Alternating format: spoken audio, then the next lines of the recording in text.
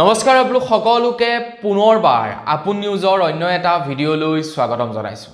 যিসকল লোকৰ PAN card আছে তেওঁলোকৰ কাৰণে নতুনকৈ ঘোষণা কৰিছে প্ৰায় 5টাকৈ নিয়ম। UIDAI তৰফৰ পৰা অৰ্থাৎ উদয় তৰফৰ পৰা আপোনালোক সকলোৰে কাৰণে প্ৰায় 5টাকৈ নতুন নিয়ম ঘোষণা কৰা হৈছে। তো সেই 5টা নতুন নিয়মনো কি সেই সম্পৰ্কে আজিৰ এই ভিডিঅ'টোত মই আপোনালোকক জনাম। তো ভিডিঅ'টো প্ৰথমৰ পৰা শেষলৈকে চাই থাকিব। আপোনালোকৰ কাৰণে নিশ্চয় পান কাৰ্ডখন খুবেই প্ৰয়োজনীয়। তো আপোনালোকৰ কাৰণে ঘোষণা কৰা সেই 5টা নিয়মনো কি সেই সম্পৰ্কে আজিৰ এই ভিডিঅ'টোত জানিব পাৰিব। তো মই শ্ৰীপাঞ্জ গগৈ, আপোনালোকে চাই আছে আপোন নিউজ। আহক আৰম্ভ কৰোঁ আজিৰ ভিডিঅ'। প্ৰথমে খবৰলৈ পৰিছে, আপোনালোকে যদি আপোনালোকৰ বেংকিং সেৱা অব্যাহত ৰাখিব বিচাৰে তেন্তে আপোনালোকৰ আধাৰ কাৰ্ড আপডেট কৰাটো বাধ্যতামূলক কৰি পেলাইছে।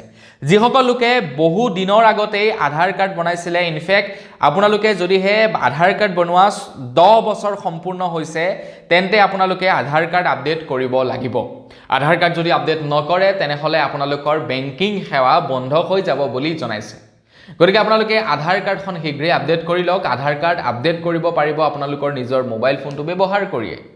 UIDAI অফিচিয়েল পৰ্টেলত যাব আৰু তাত আপোনালোকে আধাৰ কাৰ্ড আপডেট কৰিব পাৰিব। একেবাৰে সহজতে আধাৰ কাৰ্ড আপডেট কৰিব পাৰে। আৰু তাৰ লগতে আপোনালোকে যদি নিজৰ হাতেৰে নকৰো বুলি ভাবে আধাৰ চেণ্টাৰ বা যিকোনো এটা CSC চেণ্টাৰতো গৈও আধাৰ কাৰ্ড আপডেট কৰিবগে পাৰে, কিন্তু আপোনালোকক পুৰণি মোবাইল নাম্বাৰটোৰ প্ৰয়োজন হ'ব। মানে যিটো মোবাইল নাম্বাৰ আপোনালোকৰ আধাৰ কাৰ্ডৰ সৈতে জড়িত হৈ আছে সেই মোবাইল নাম্বাৰটো প্ৰয়োজন হ'ব। আৰু যদিহে আপোনালোকৰ মোবাইল নম্বৰটো নাই তেন্তে আধাৰ চেণ্টাৰত গৈ মোবাইল নাম্বাৰটো আপডেট কৰিব লাগিব, কাৰণ বেংকিং ব্যৱস্থাৰ কাৰণে এতিয়া আধাৰ কাৰ্ড প্ৰয়োজনীয় হৈ পৰিছে। আৰু এতিয়া বহু বেংকে এনেকুৱা কৰি দিছে, আপোনালোকৰ বেংকৰ একাউণ্টত যিটো মোবাইল নাম্বাৰ থাকিব সেই নাম্বাৰটোৱে আধাৰ কাৰ্ডত থাকিব লাগিব, বা আধাৰ কাৰ্ডৰ যিটো মোবাইল নাম্বাৰ হ'ব সেই নম্বৰটোৱে বেংকতো আপোনালোকে দি ৰাখিব লাগিব। আৰু তাৰ কাৰণে এতিয়া আধাৰ আপডেট কৰাটো বহুত প্ৰয়োজনীয় হৈ পৰিছে। তো এতিয়ালৈকে যদি আপোনালোকে আধাৰ কাৰ্ড আপডেট কৰা নাই শীঘ্ৰেই আপডেট কৰি লওক। তাৰ লগতে আপোনালোকে আপোনালোকৰ বায়োমেট্ৰিকো পৰীক্ষা কৰিব লাগিব বুলি জনাইছে। অৱশ্যে যিসকল লোক নেকি বৃদ্ধ তেওঁলোকেহে কৰিব লাগিব নিজৰ বায়োমেট্ৰিক আপডেট, বা যিসকল নেকি মানে সৰু আছিলে এতিয়া ডাঙৰ হৈছে তেওঁলোকেহে বায়োমেট্ৰিক আপডেট কৰিব লাগিব। মাজৰ চোৱা মানুহবিলাকে আপডেট কৰিব নালাগে, কাৰণ সৰু মানুহবিলাকৰ কি হয় বায়োমেট্ৰিক দিয়া নাযায় আধাৰ কাৰ্ড বনাওঁতে। যিসকলৰ বয়স 5 বছৰতকৈ কম থাকে তেওঁলোকে আধাৰ কাৰ্ড বনাওঁতে বায়োমেট্ৰিক দিয়া নাযায়।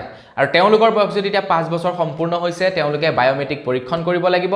আৰু তাৰ লগতে যিসকলৰ বয়স ইতিমধ্যে পাৰ হৈ গৈছে, মানে যথেষ্ট পাৰ হৈ গৈছে, তেওঁলোকৰ কি হয় ছালবিলাক খুতুৰা পৰি যায়, তেওঁলোকৰ ফিংগাৰবিলাক অকণমান চেঞ্জেছ আহি পৰে, তো তেওঁলোকেও তেওঁলোকৰ মানে বায়োমেট্ৰিক আপডেট কৰিব লাগিব বুলি জনাইছে। চবেই কৰিব নালাগে, কেৱল সৰুবিলাক আৰু যিবিলাক ডাঙৰ মানুহ আছে তেওঁবিলাকে। আৰু আপোনালোকে যদি কৰিম বুলি ভাবে আপোনালোকেও কৰিব পাৰে, ন' ডাউট, কোনো কথা নাই, কাৰণ বহু মানুহবিলাকৰ কাম বন কৰি থাকোঁতে ফিংগাৰপ্ৰিণ্ট নবহা হৈ যায়, তো তেওঁলোকেও আপডেট কৰিব পাৰে যাতে ইন ফিউচাৰ আপোনালোকৰ প্ৰব্লেম নহয়। আৰু তাৰ লগতে আপোনালোকে আধাৰ কাৰ্ড এইকাৰণে আপডেট কৰিব লাগিব কাৰণ এতিয়াৰে পৰা আপোনালোকৰ আধাৰ কাৰ্ডত এটা QR কোড সংযুক্ত হৈ থাকিব।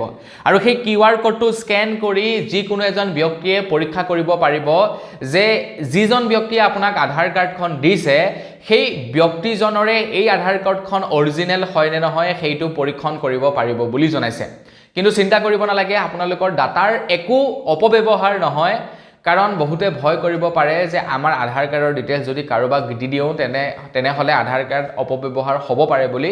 কিন্তু আধাৰ নতুন আপডেট আহিছে, সেই আধাৰ নতুন আপডেট অনুসৰি আপোনালোকে এতিয়াৰে পৰা কোনো এজন ব্যক্তিক আপোনাৰ আধাৰৰ কোনটো বস্তু দেখুৱাব সেইটো আপোনালোকে নিজেই ডিচাইড কৰিব পাৰিব। ধৰি লওক আপোনালোকে QR সংযুক্ত আধাৰ কাৰ্ডখন উলিয়ালে, কোনো এজন ব্যক্তিয়ে যেনিবা আপোনাৰ আধাৰ কাৰ্ডখন অৰিজিনেল নে ডুপ্লিকেট QR-ৰ জৰিয়তে পৰীক্ষা কৰিবলৈ চাইছে, তো তেখেতে কি কেইটা বস্তু আপোনাৰ মানে দেখা পাব, বোলে মোৰ অকল নামটোহে চাব পাৰিব, সেইটো আপোনালোকে লক কৰি ৰাখিব পাৰিব, বোলে বাকীবিলাক বস্তু মই নেদেখাওঁ, বা বোলে মোৰ এড্ৰেছটো আৰু নামটোহে চাব পাৰিব, বাকী বস্তুবিলাক মই নেদেখাওঁ। তো সেই বস্তুবিলাক আপোনালোকে কণ্ট্ৰল কৰিব পাৰিব। কিন্তু আপোনালোকে এতিয়াৰে পৰা QR কোড সংযুক্ত আধাৰ কাৰ্ড ব্যৱহাৰ কৰিবই লাগিব, এইটো এটা নতুনকৈ নিয়ম বনাই দিছে। তাৰ পাছতেই আধাৰ কাৰ্ড আৰু বেংক একাউণ্ট লিংক কৰাটো বাধ্যতামূলক এতিয়া। মানে আপোনালোকৰ আধাৰ কাৰ্ডৰ সৈতে বেংক একাউণ্টখন লিংক কৰিবই লাগিব আৰু তাৰ লগতে আধাৰ কাৰ্ডৰ সৈতে পান কাৰ্ড লিংক এই দুটা বস্তু আপোনালোকে কৰিবই লাগিব এই দুটা বস্তু যদি নকৰে তেনেহলে আপোনালোকৰ ফাইনান্সিয়েল ট্ৰানজেকচনসমূহ ৰখি যাব ঠিক আছে মানে বেংকৰ পৰা পইচা উলিয়াব নোৱাৰিব গুগল পে ফোন পে এইবিলাক ব্যৱহাৰ কৰিব নোৱাৰিব পইচা ডিপজিট কৰিব নোৱাৰিব ঢেৰ সমস্যা হ'ব তো তাৰ কাৰণে আপোনালোকে আধাৰ কাৰ্ড আৰু বেংক পাছবুক লিংক কৰাটো বাধ্যতামূলক কৰি পেলাইছে বাধ্যতামূলক হৈছে আধাৰ কাৰ্ড পান কাৰ্ড আপোনালোকে লিংক কৰিবই লাগিব গতিকে শীঘ্ৰেই আধাৰ কাৰ্ড আৰু পান কাৰ্ড লিংক কৰি লওক আৰু লগতে বেংক পাছবুকৰ সৈতে লিংক কৰি লওক আৰু একেবাৰে শেষত হৈছে সময়ে সময়ে আপোনালোকে এতিয়াৰে পৰা আধাৰ কাৰ্ড আৰু KYC কৰি ৰাখিব লাগিব বা আপোনালোকৰ যি নেকি KYC কৰিব লাগে ধৰি লওক আপোনালোকে বেংকৰ সৈতে বা অনলাইন কৰবাত য'ত KYC কৰিব লাগে তো আপোনালোকে এতিয়াৰে পৰা সময়ে সময়ে মানে KYC কৰি থাকিব লাগিব কাৰণ আপোনালোক যে জীৱিত আছে আপোনালোকে যে অৰিজিনাল মানুহজন হয় সেই বস্তুবিলাক জানি থাকিবৰ কাৰণে তো বন্ধু বান্ধৱীসকল নতুনকৈ আধাৰ কাৰ্ডৰ লগত জড়িত এই 5টা নিয়ম আপোনালোক সকলোৰে কাৰণে ঘোষণা কৰিছে আশা কৰোঁ আপোনালোকে পালন কৰিব আশা কৰোঁ খবৰ কেইটা চাই আজি ভাল পালে যদি ভাল লাগিলে লাইক এটা কৰিব চেনেলটো সাবস্ক্ৰাইব কৰা নাই সাবস্ক্ৰাইব কৰি ল'ব পুনৰ এটা লগ কৰাৰ খাতিৰত বিদায় মাগিছোঁ ধন্যবাদ জয় অসম